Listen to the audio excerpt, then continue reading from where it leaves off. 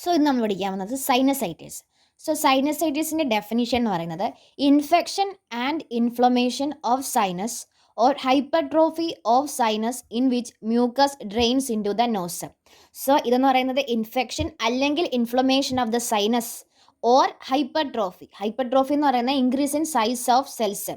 So hypertrophy or sinus in which mucus drains in to the nose. ഇനി അതിൻ്റെ എത്തിയോളജി. So some of the etiology include rhinitis, nasal polyps, foreign body, DNS, deviated nasal septum, അതുപോലെ തന്നെ tumours, viral infection of respiratory tract or bacterial infection that is mainly caused by Streptococcus pneumonia and Haemophilus influenza. So these are the some of the etiologies include rhinitis, nasal polyps, foreign body, DNS, tumours, viral infection and bacterial infection. ഇനിയിപ്പം next എന്ന് പറയുന്നത് ഈ സൈനസൈറ്റിസിനെ നമുക്ക് classification ഉണ്ട്. അത് mainly മൂന്നായിട്ടാണ് classify ചെയ്തിരിക്കുന്നത്. So first one acute, second one is sub acute and third one is chronic sinusitis. So acute sinusitis എന്ന് പറയുന്നത് it begins with 1 week of upper respiratory tract infection and last less than 4 weeks. അതായത് ഒരാഴ്ചയിൽ എന്ത് ചെയ്യും, ഈ നമുക്ക് inflammation, തുമ്മലും ചീറ്റലും ഉണ്ടാവും. അതുപോലെ തന്നെ എന്ത് ചെയ്യും, 4 ആഴ്ചയിൽ കുറവ് നിൽക്കത്തുള്ളൂ. അത് 4 ആഴ്ച വരെ പോകത്തുള്ളൂ. അതിനെയാണ് എന്ത് പറയുന്നത്, അക്യൂട്ട് സൈനസൈറ്റിസ് എന്ന് പറയുന്നത്. ഇനി നെക്സ്റ്റ് എന്ന് പറയുന്നത് സബ് അക്യൂട്ട് സൈനസൈറ്റിസ്. ഇതെന്ന് പറയുന്നത് it occurs when symptoms progress over 4 to 8 weeks. അതായത് 4 തൊട്ട് 8 ആഴ്ച വരെ നീണ്ടു പോകുന്നതിനെയാണ് എന്തെന്ന് പറയുന്നത്, സബ് അക്യൂട്ട് സൈനസൈറ്റിസ് എന്ന് പറയുന്നത്. Third one chronic sinusitis, lasting longer than 8 weeks, usually associated with allergies and nasal polyps. ഇതെന്ന് പറയുന്നത് 8 weeksനേക്കാളും കൂടുതൽ ഇതിൻ്റെ സൈൻസ് ആൻഡ് സിംറ്റംസ് നിൽക്കും. അത് മെയിൻലി അസോസിയേറ്റ് ചെയ്തിരിക്കുന്ന പ്രോബ്ലംസ് എന്ന് പറയുന്നത് അലർജീസ് അല്ലെങ്കിൽ നേസൽ പോളിപ്സ് ആയിരിക്കും. ഇനി pathophysiology of sinusitis.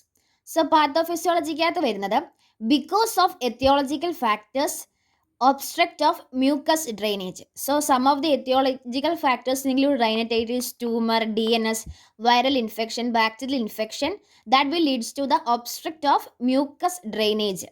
That will leads to blocks the opening the sinus through which mucus drain the nose. അതെന്ത് ചെയ്യും, ഈ മ്യൂക്കസ് നോസിലോട്ട് ഡ്രെയിൻ ചെയ്യുന്ന അവിടെ എന്ത് ചെയ്യും, ബ്ലോക്ക് ചെയ്യും. So that will leads to the inflammation and hypertrophy of the sinus. And last എന്താവും, sinusitis ഉണ്ടാവും. സൈനസൈറ്റീസിനാണ് infection and inflammation of the sinus. So pathophysiology ഇത്രയേ ഉള്ളൂ. സോ ഇനി സൈൻസ് ആൻഡ് സിംറ്റംസ് അല്ലെങ്കിൽ ക്ലിനിക്കൽ മാനിഫെസ്റ്റേഷൻ. സോ മെയിൻലി വരുന്നത് pain over the affected sinuses. അതായത് നമ്മുടെ സൈനസസിന് എന്ത് ചെയ്യും, അവിടെ അഫക്റ്റഡ് ആയിട്ടുള്ള സൈറ്റിൽ പെയിൻ വരും. അതുപോലെ തന്നെ purulent nasal discharge, nasal obstruction, nasal congestion, fever, malaise. While palpating, patient have pain over the sinus, enlarged turbinates, halitosis, dental pain, recurrent headache and smoking. So mainly signs and symptoms വരുന്നത് affected സൈനസൈസിൽ pain വരും. അതുപോലെ തന്നെ purulent ആയിട്ടുള്ള nasal discharge വരും, nasal obstruction വരും, nasal congestion. അതായത് nasal obstruction വരുന്നത് പോലെ തന്നെ നെയ്സൽ കഞ്ചക്ഷൻ സംഭവിക്കും. കൂടെ ഈ സൈനസൈറ്റിസിൻ്റെ കൂടെ നമുക്ക് ഫീവർ വരും, മാലേസ്, ക്ഷീണം വരും, മസിൽ പെയിൻ ഉണ്ടാവും. അതുപോലെ തന്നെ നമ്മൾ സൈനസിൻ്റെ അവിടെ പാൽപ്പേറ്റ് ചെയ്യുമ്പോൾ എന്ത് ചെയ്യും, അവിടെ പെയിൻ വരും, പിന്നെ ഡെൻ്റൽ പെയിൻ ഒക്കെ വരും. ഇനി ഡയഗ്നോസ്റ്റിക് ഇവാലുവേഷൻ.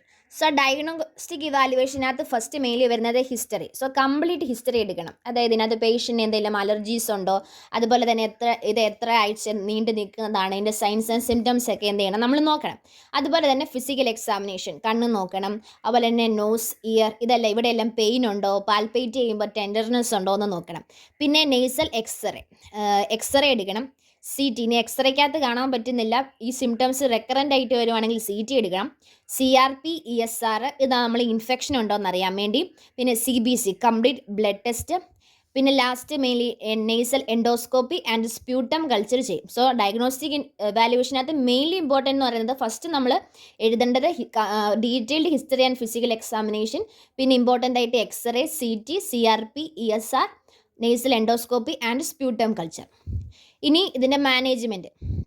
സോ മാനേജ്മെൻറ്റിനകത്ത് മെയിൻലി വരുന്നത് ഡീകൺജസ്റ്റൻ്റ് വരും, കോർട്ടിക്കോസ്റ്റിറോയിഡ് നേസൽ സ്പ്രേ ആൻറ്റിബയോട്ടിക്സ് അതിന് എക്സാമ്പിളാണ് അമോക്സിസിലിൻ. പിന്നെ അനാൽജസിസ്, അത് നമുക്ക് പെയിൻ വരും, അതുപോലെ തന്നെ ഫീവർ വരുമ്പോൾ നമ്മൾ കൊടുക്കും. പിന്നെ saline nasal spray to relieve nasal congestion. പിന്നെ ആൻറ്റിബയോട്ടിക്സ് ആയിട്ടുള്ള ഫ്ലൂറോക്വിനിനോൾ കൊടുക്കും. പിന്നെ നെബുലൈസേഷൻ, നമ്മൾ സിംറ്റംസ് റിലീവ് ചെയ്യാൻ വേണ്ടി നെബുലൈസേഷൻ കൊടുക്കും. Steam inhalation. ഇനി പെയിൻ ഉണ്ടെങ്കിൽ cold compress over the sinus. പിന്നെ ഈ DNS, അതായത് ഡീവിയേറ്റഡ് നെയ്സൽ സെപ്റ്റം ആണെങ്കിൽ റൈനോപ്ലാസ്റ്റി. അതുപോലെ തന്നെ പോളിപെക്ടമി, പോളിപ്സ് ആണ് കോസെങ്കിൽ നമ്മൾ പോളിപെക്ടമി ഉണ്ടാവും. ഇത് മെയിൻലി ഇത് രണ്ടും എന്ന് പറയുന്നത് സർജറിയാണ്, സർജിക്കൽ മാനേജ്മെൻ്റ് ആണ് വരുന്നത്. ഒന്ന് റൈനോപ്ലാസ്റ്റി, അതുപോലെ തന്നെ polypectomy. So mainly management decongestant, corticosteroid, antibiotics, analgesics ആണ്. സോ നമ്മൾ സൈനസൈറ്റിസിനെ കുറിച്ച് പഠിച്ചു. സൈനസൈറ്റിസ് എന്ന് പറയുന്നത് infection and inflammation of the sinus ആണ്. അതിൻ്റെ aetiology, classification, pathophysiology, signs and symptoms, diagnostic evaluation and management.